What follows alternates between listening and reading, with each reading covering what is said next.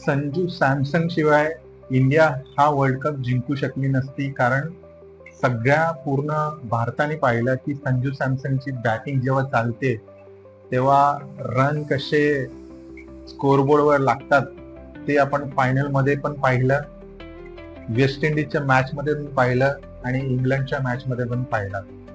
No doubt बाकी पण batsman खूप चांगलं करतायत. अभिषेक शर्माला पूर्ण विश्वकप मध्ये बॅटिंगचा फॉर्म नव्हता. अभिषेक शर्माच्या बॅटिंगला ईशान किशन चांगली बॅटिंग करत होता, पण संजू सॅमसन त्यांनी अक्षरशः धुमाकूळ माजून टाकला तिन्ही मॅच मध्ये.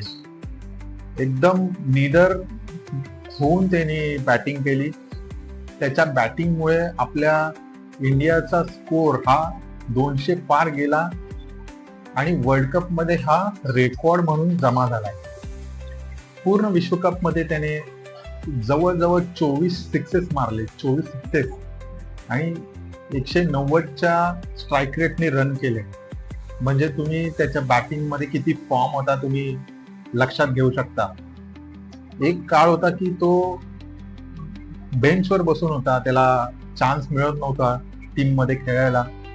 पण त्याला सचिन तेंडुलकरनी पण सल्ला दिला की तुझी वेळ येईल तेव्हा तू दाखवू शकतोस, तर वेट कर, वॉच कर. हा सल्ला सचिन तेंडुलकरनी सुद्धा त्याला दिला होता आणि त्याचं त्याने मान राखला, वाट बघितली. आपला जेव्हा चान्स आला त्यांनी पूर्णपणे सगळ्यांना दाखवून दिलं की संजू सॅमसन हा व्यक्ती बॅटिंग मध्ये काय करू शकतो.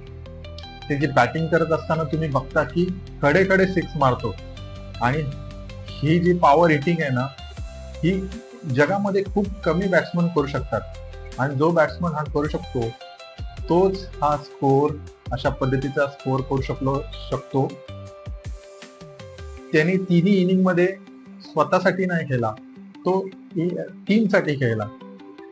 त्याच्या तिन्ही इनिंग मध्ये शतक येऊ शकले असते, पण त्याने एफर्टलेसली बॅटिंग केली आणि टीमसाठी खेळला. त्याच्यामुळे आज आपला भारत देश वर्ल्ड कप जिंकू शकला आणि आपल्या घरामध्ये हा वर्ल्ड कप पुन्हा एकदा आलेला आहे.